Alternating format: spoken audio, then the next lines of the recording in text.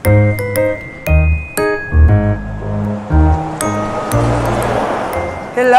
mga kagandang buhay! Welcome to Souls G Vlogs, Negosyo at Iba Pa. Sa aking likod po mga kagandang buhay, makita po ninyo, hitik na hitik po sa stocks ngayon ang ating store dahil meron po tayong delivery from Limasil.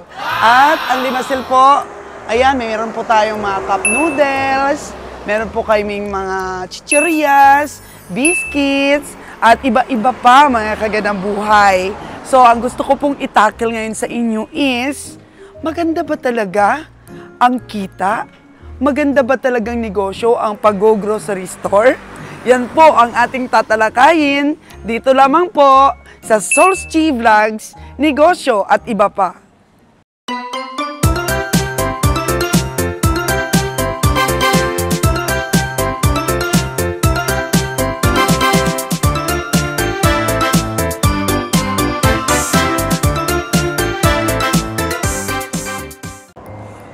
Marami po talagang nagtatanong mga kagandang buhay kung magkano ba ang kitaan dito sa mga groceries. Kasi ang iniisip po ng iba, konti lamang daw ang kita sa grocery, malaki pa daw ang iyong babayaran sa BIR.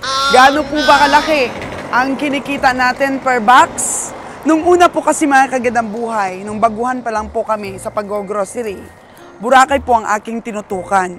At doon po sa Boracay, medyo malaki-laki po ang aming tubo. Pero dito po, halimbawa po dito sa Hilo, mga kagandang buhay, hindi po kami bumababa dito sa 50 to 70 pesos po ang kita namin sa isang box. Ayan. So bilangin natin kung mag 50 pesos lang, ang dami nito.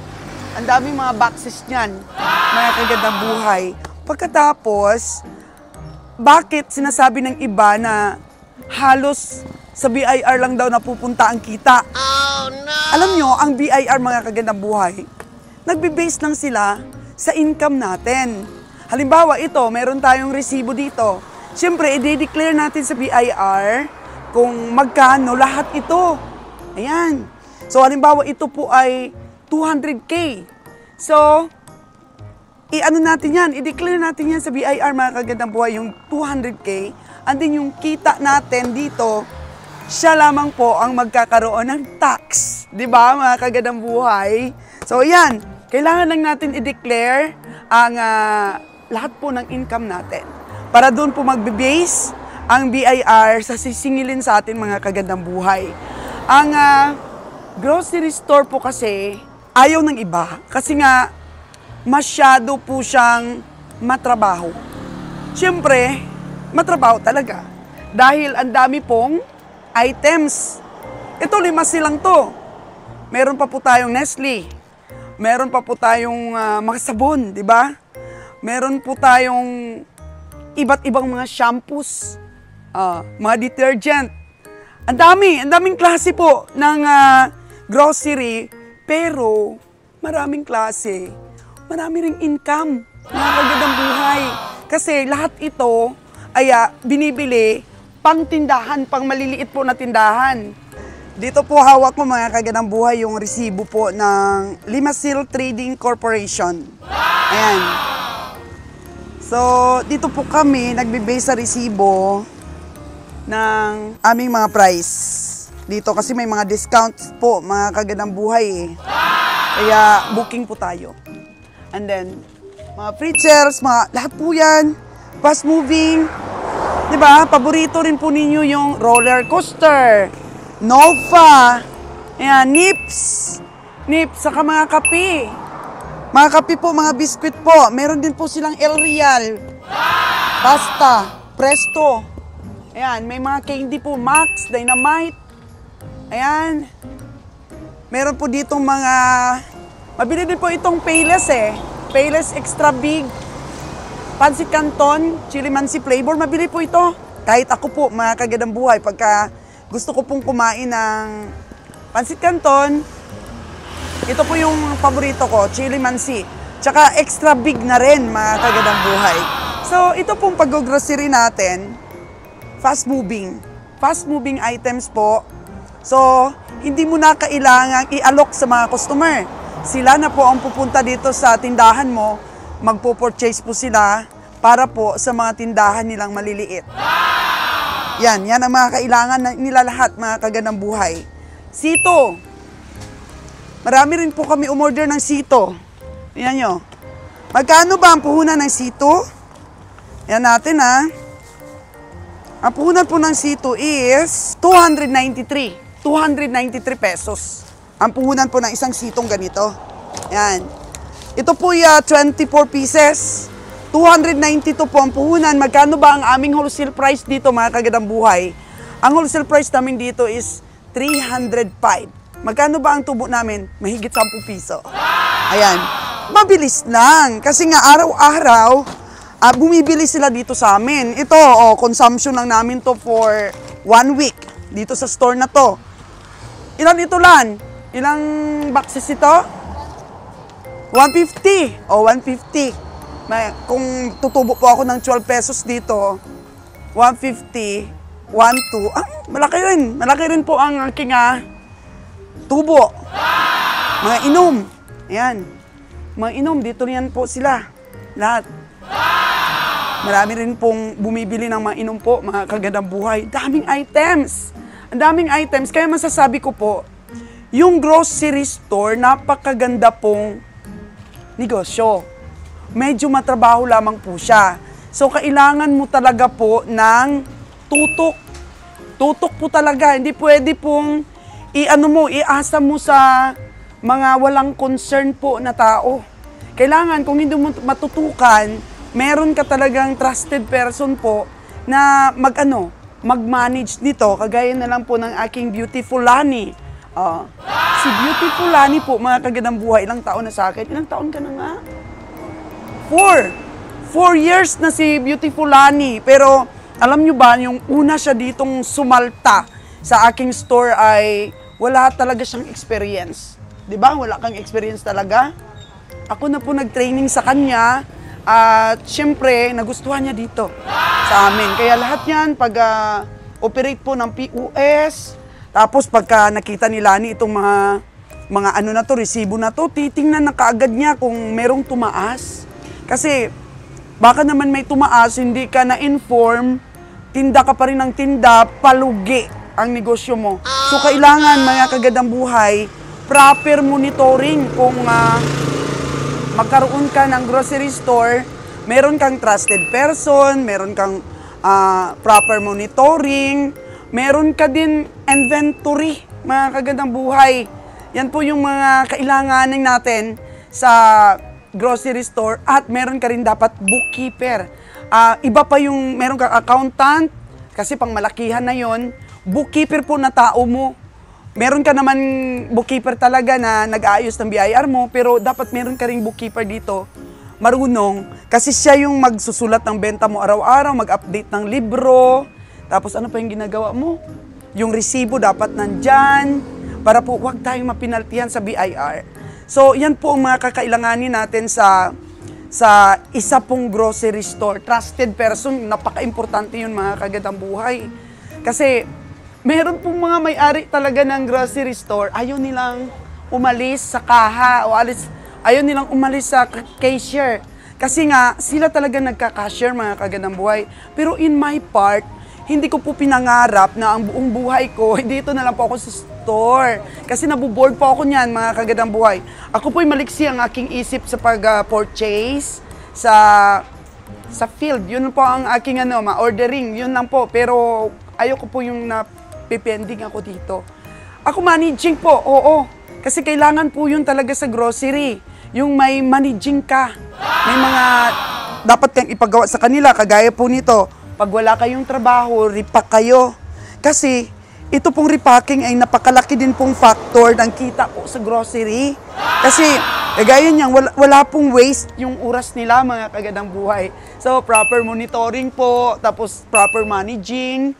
Yun lang po, mga kagandang buhay. At dapat, sa grocery, yung mga expiration date.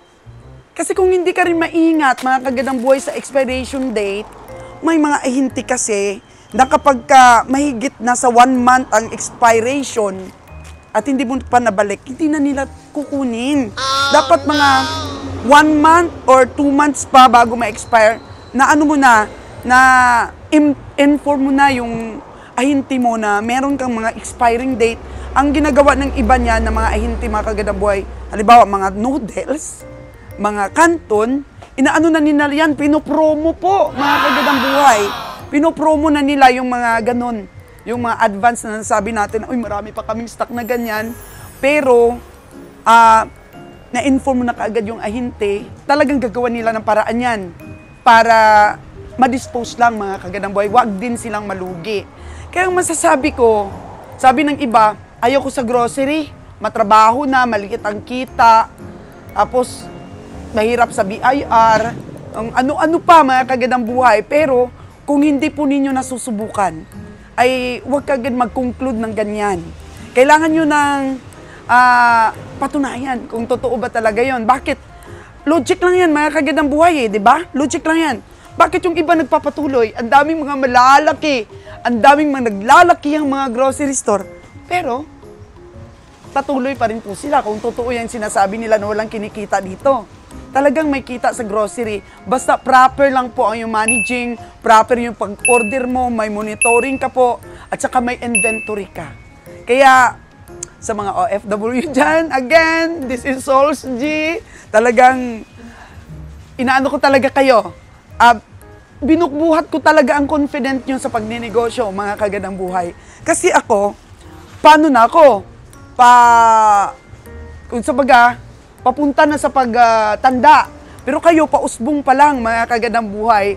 Kaya gamitin natin yung oras natin habang bata pa tayo sa pag-explore po ng mga bagay-bagay. Kasi pagdating po na patanda na tayo ng patanda, masasabi natin sa sarili natin, nagawa na natin ang lahat. Kaya napaka-importante po sa isang negosyante na huwag makinig sa mga hearsay story. Kailangan ikaw mismo po ang tubuklas. Di ba, mga kagandang buhay? Huwag kang panghinaan ng loob kung nagsasabi ang iba na hindi sila nag-success sa negosyo nila. Panghinaan ka ng loob kasi hindi sila nag-success. Iba-iba po yung yung ating pagkatao, ang ating katangian, ang ating kakayahan. Iba-iba po yan. Iba-iba ang lugar, iba-iba yung click, iba-ibang diskarte. Di ba, mga kagandang buhay? Huwag kayo dong maniwala dun sa nagsasabi sa inyo na pampahina ng loob. Kasi dito po sa channel ko, puro po pangpalakas ng loob dito. Kasi may basihan naman po kung bakit puro pampalakas ng loob yung aking sinasabi, di ba?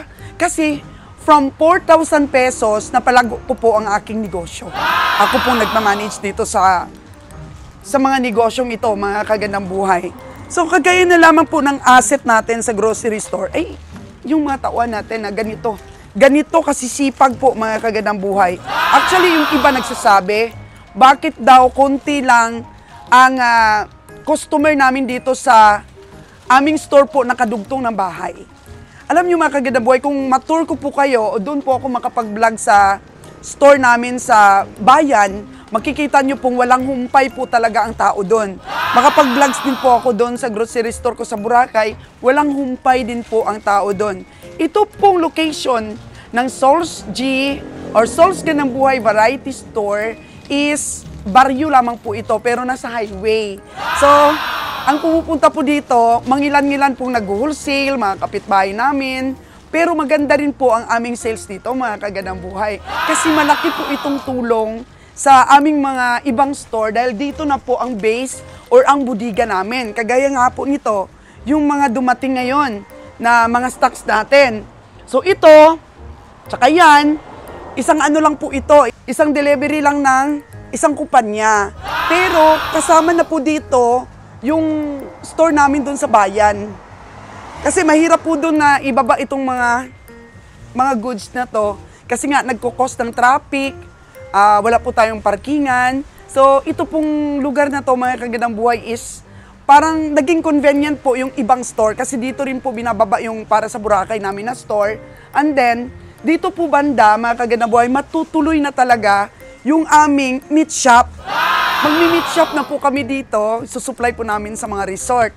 So, ang kagandahan po ng grocery, mga kagandang buhay, is pwede mo po siyang haluan ng iba't ibang negosyo. Pwedeng bigasan, pwedeng mga frozen foods, mga meat shop, or else mga related po sa food industry.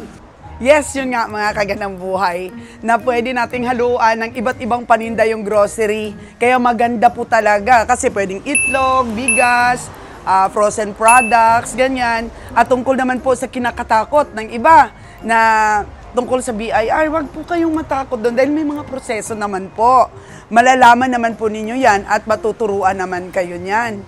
Kasi syempre, maraming takot talaga. Kasi baka daw, mahabol sila ng BIR. Hindi po kayo mahahabol ng BIR kung tama po yung procedure ninyo. Kailangan lang po talagang ibangga yung mga resibo ninyo doon po sa declaration ninyo sa BIR. Kasi mga kagandang buhay, delikado nga daw ang grocery store sa BIR. Oo, totoo po yun kasi lahat po ng purchases natin online na po ngayon. Halimbawa po itong Limasil. So kumuha tayo sa kanila, di ba? I-report tayo ng Limasil na yan po ang halaga ng purchase natin.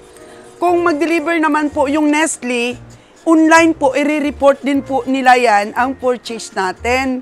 Pero anong gawin natin para safe po tayo? Ang gagawin po natin, i-report din po natin sila. I-declare din po natin sila. Kung hindi po sila nagde-declare ng tama, ay di sila din po ang lagot. Ganun lang po yun, mga kagandang buhay. Kaya mag-ingat po at saka pag-aralan kahit anuman po ang negosyo ang ating papasukin. Sana po na-convince kita at sana po na-inspire kita sa mulit-muli po dito lamang sa Sauce Chi Vlogs, Negosyo at Iba Pa.